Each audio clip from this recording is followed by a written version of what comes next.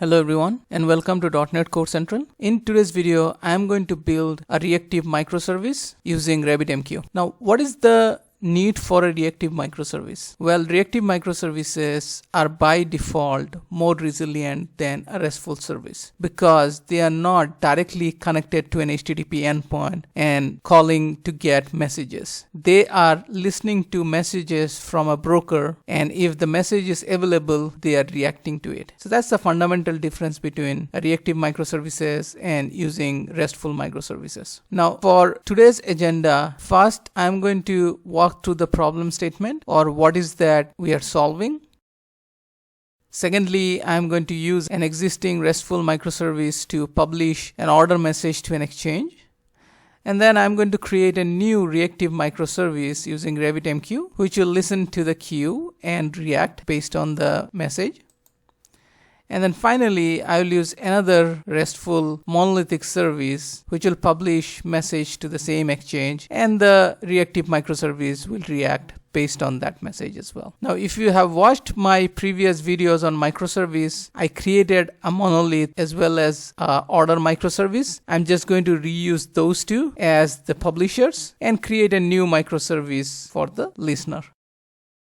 Now, this was the architecture for the microservices that I discussed previously, is that we had 4 microservices. Though I did not create all 4, I kept inventory and product part of a single monolith and order as its own microservice. And then on the other side, which can have a search microservice, which is providing search feature. And as I mentioned earlier in my previous video, when I discussed about microservice, is that the search or report, this kind of microservices need data from all of the microservices, meaning order, product, inventory, because everything affects search or reports. So today we are just going to build the search microservice, and the search microservice is going to get data from orders as well as inventory, and based on that it is going to change the data it owns so that it can return appropriate search result. So let's start with that. And for this project also, I'm going to use the existing RabbitMQ that I installed in a Docker container. Now, one thing I just wanted to mention is that if you remember in my previous video, there was a lot of boilerplate code needed to create the exchange as well as queues and then talking to them. So what I have done is I have encapsulated this logic and created a wrapper around it, and I have published it in my GitHub, as well as I published it as a NuGet package. So if you want to use it, feel free to use it from NuGet or creating a fork from this repo. If you want to contribute, you can contribute in this repo as well. I plan to maintain it, and as the name suggests, it's a very plain RabbitMQ wrapper around the RabbitMQ.client. Now, there are other much superior framework out there like Mass Transit, but Mass Transit is much more just beyond a RabbitMQ connector, and it would need its own episode just to cover the features of Mass Transit and using it. I intend to do that in one of my future videos. So now let's get started. So this is the e-commerce monolithic service that I had, which had an inventory controller and a product controller. And then I had this microservice for order, which was just going to the order database and sending order back. What we are going to do is we are going to update this microservice with few features. First of all, it doesn't have any Swagger documentation, so we'll just add Swagger to this service. Secondly, we will update the post method of this microservice so that when the post happens, it sends the data to the queue. And once this is done, what we are going to do is we are going to create the new search microservice, which will be reactive to this data. It will save the data in its own storage for search purposes. So first, let's start with adding the necessary NuGet packages.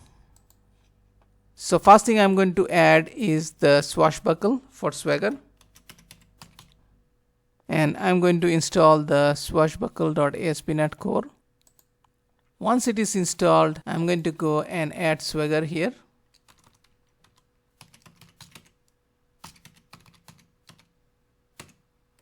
And then I'm going to use the configuration.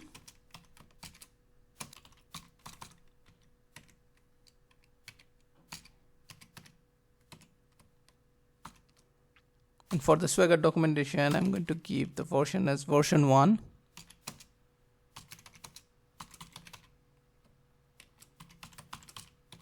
And for the OpenAPI info, I'm going to provide the title.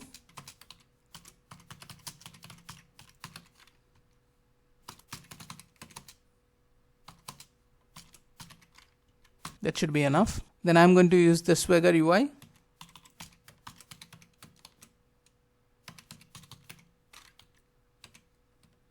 And for the Swagger UI, also I'm going to use the config here.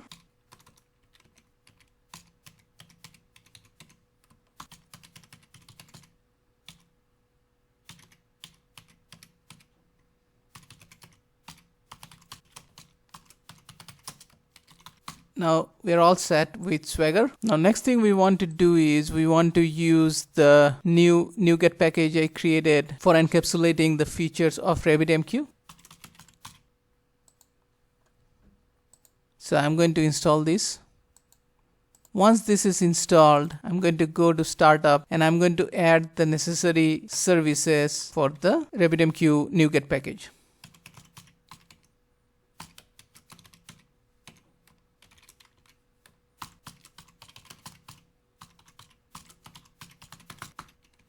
I'm going to add the plain.RabbitMQ namespace.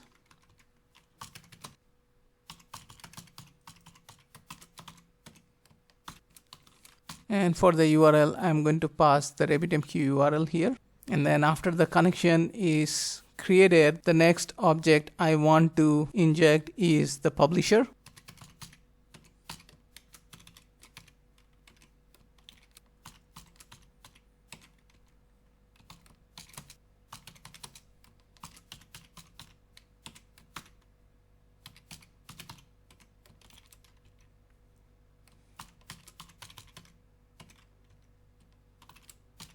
For the exchange, I'm going to provide name as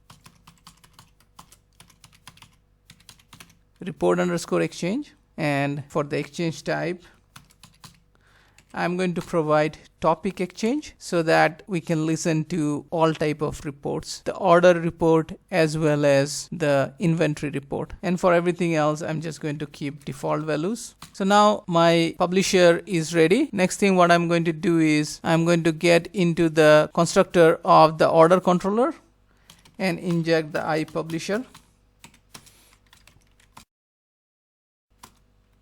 And then here for the post, I'm going to change this to order detail.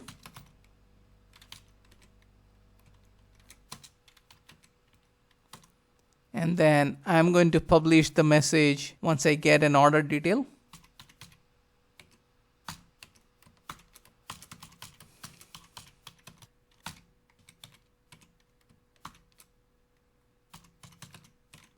And for routing key, it's going to be report.order, and for attributes I'm just going to pass null. So this is where as soon as the order is received, it will be published to the exchange so that whoever is interested can pick up the order and react to it. In our case, it is going to be the report microservice. Now here, apart from publishing the message to the broker, it will also add the order to the order database. Now just like order detail provider, we can have a order detail repo which is going to insert into the order database. Now I'm not going to do it just for the interest of time, but here we are going to have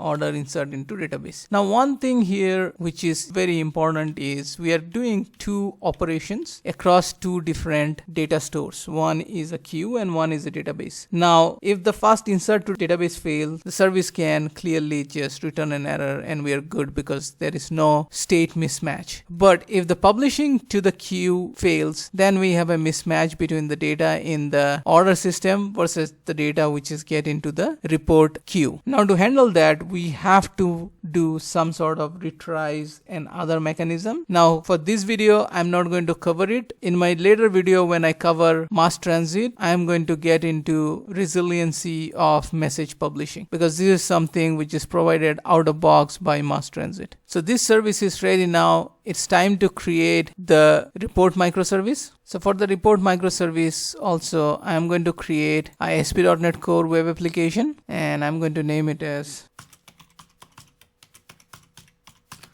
report service, and it's going to be an API because we will be also exposing API for the reports. Now the service is ready. We have program.cs. We're not going to do anything here.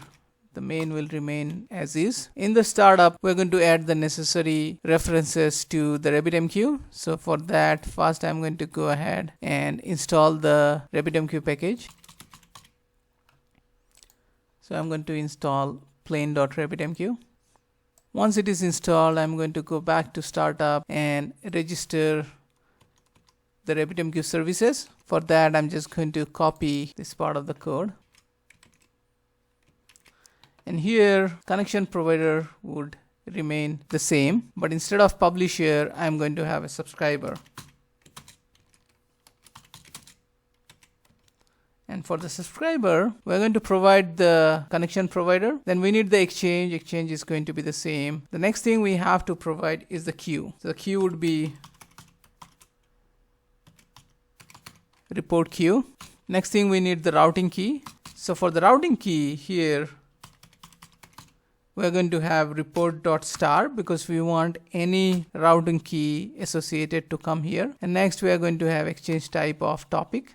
And then after that, we are going to leave everything as is. Not going to change it. So now the subscriber is ready. Next thing what we will do is we will create a background service. Now I have a video of background service. I'm going to share the link of the video in the description. And I'm going to name it as report data collector.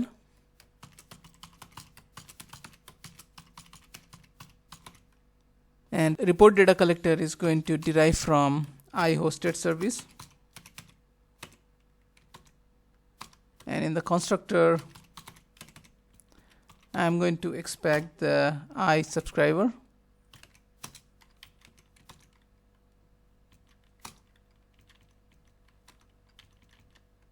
And then here in this place, we're going to get the callback. So let me just do subscribe, and the subscribes needs a func which will give back the string and the iDictionary of header values and return a boolean. So I'm going to create a private function process message, and then here I can create private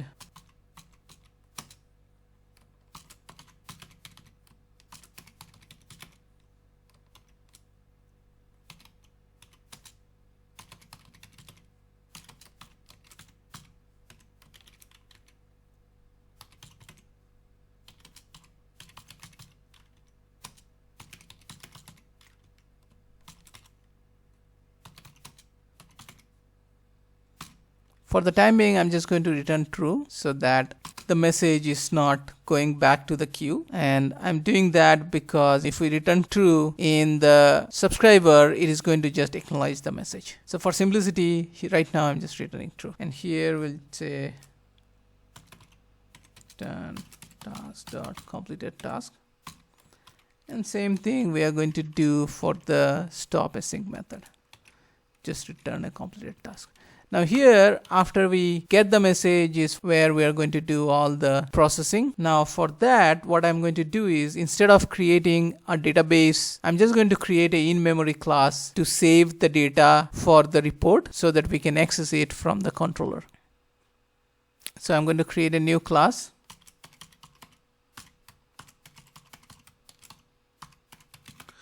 I'm going to name it as memory report storage, and it's going to have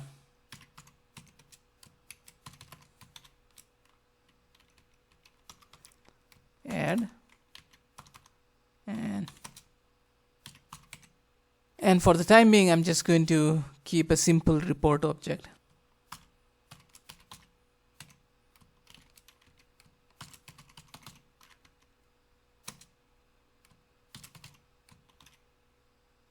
I'll create a new type called report, and for the report I'm just going to have few properties.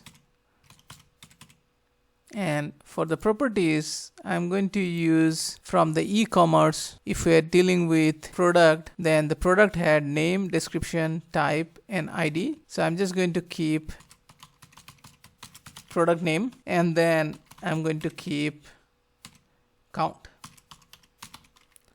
That's all. So based on a product and order, I'm going to derive the count from the two services. Now go back here. What I'm going to do is I'm going to create an in-memory list.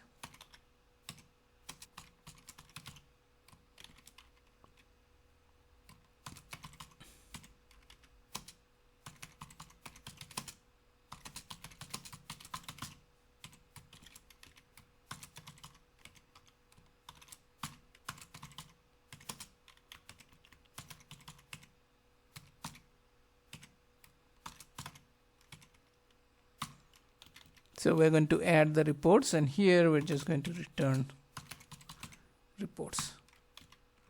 That's all. So the memory storage provider is ready. I'm just going to extract an interface, and then we'll go back to the report data collector, and here we'll also take the memory report storage. And then every time we get a call back, we're going to deserialize the message, and from the message we're going to figure out what it is. So ideally we should be getting the type from the header, and based on that we should be deserializing. But right now, just for simplicity, I'm just going to check in the message if message dot contains, and I'm going to look for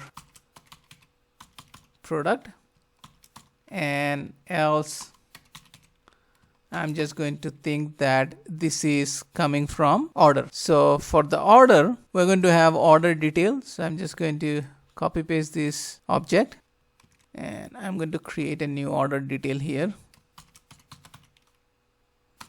and I can keep the name as order. It doesn't have to be order detail.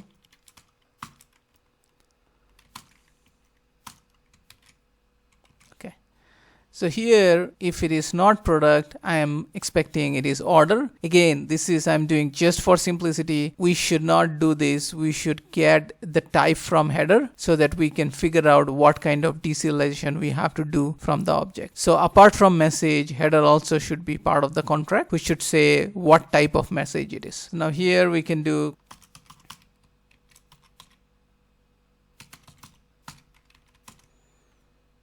I'll just install newtonsoft.json.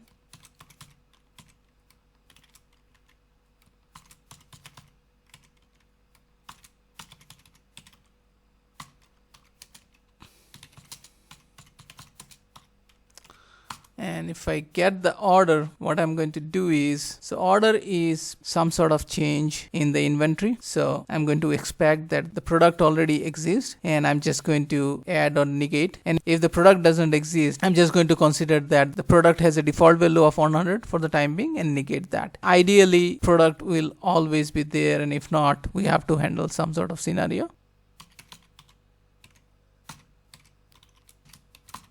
So I'm going to check if it exists first.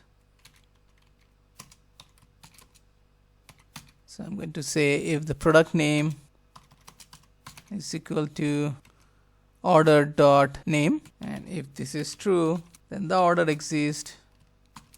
And then all I'm going to do is I'm going to get the first with this name dot minus equal to the order dot quantity. Again, this is I'm not checking doing any sort of validation, but we should be doing validation to figure out what is the quantity, whether it's already 0 and things like that. But for simplicity, I'm keeping it as is. And if it does not exist, then what I'm doing is I'm just adding a new order. So I'm going to say var default equal to 100. Let me put it as a constant.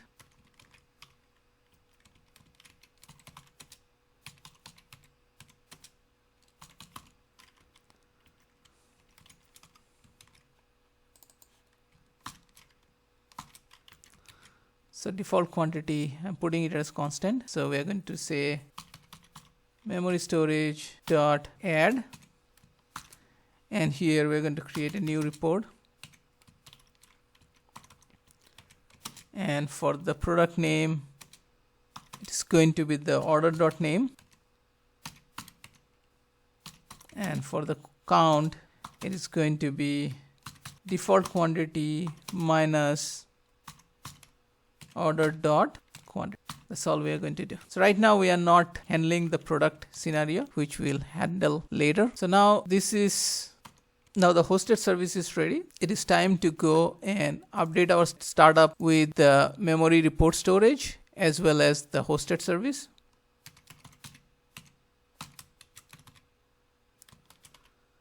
And this is going to be a singleton.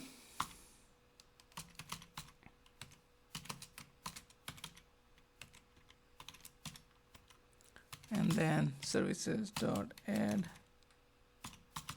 hosted service report data collector. So that's it. Now my report data collector is all ready. So what I'm going to do is I'll also get rid of this weather forecast as well as the weather forecast controller. And the next thing I'm going to do is I'm going to add a new controller. I'm going to create an API controller with read write, and I'm going to name it as report controller. First, I'm going to create the constructor. In the constructor, I'm going to take the iMemory storage.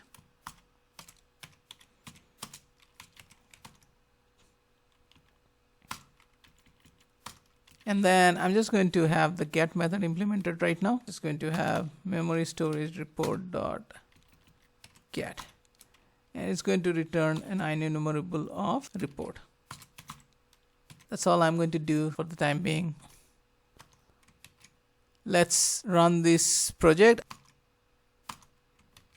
Now here, let's go to the properties and let's change some of the properties because we want to go to API/reports, and also want it to run as report service. And here, instead of 5001, we're going to have 5011 and 5010. Let's go ahead and run this service now. I have to change the subscriber also to singleton, given my hosted service is a singleton service. Now let's run the application. This is up and running. Right now we are not going to get any data because there is nothing. But if we go to the RabbitMQ, we can see the report exchange is created. It is a topic-based exchange. It is connected to report queue and is listening to report.start. Now let's go and start the order service. The order service is running as 5001. If we go to Swagger, I forgot to add the app.useSwagger that is needed. Now let me run the order service. Now if I go to Swagger, should be able to see the Swagger. And now let me do a post of the order. So you can try it out here. Test user for product, let's say milk. And quantity is 2. So let's execute this. Once we execute, we got a 200 success back. And if we go to the RabbitMQ, we can see the message is delivered to the exchange and then queue. Now if I run this, I can see that the message is picked up by the report service and the product milk and count is 98 because we submitted 2. So 2 is reduced from 100, so 98. So this is all working fine. Now it's time to go back and update the monolithic service to send a message also for a new product. So let's do that. This is the product service. So first I'm going to add the plain.rabbitmq NuGet package. I'm going to install it, and then after that I'm going to follow the same code as the order service in terms of registration. So I'm going to go to startup and I'm going to copy these two, and here also in startup I'm going to paste this and then add the namespaces. Once this is done, I'm going to go to the product controller, and in the product controller I'm going to inject the iPublisher.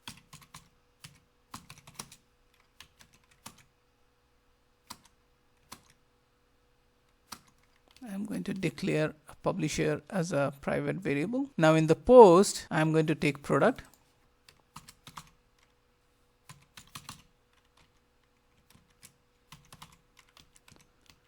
and then I'm going to do publisher dot publish, and for the message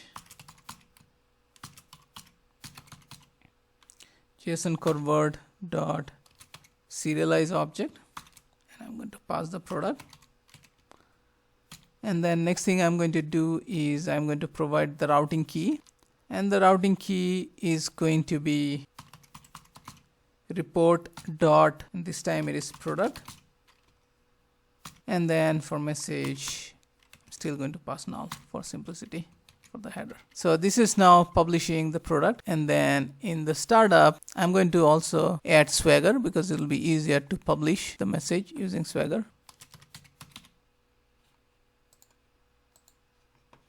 And for Swagger also I'm just going to copy paste this part, and here instead of order service I'm going to just name it as ecom service, and then here also I'm just copy paste both of this line ecom service. So now let's run the e-commerce service. I need to change the port, so let me change the port to something else.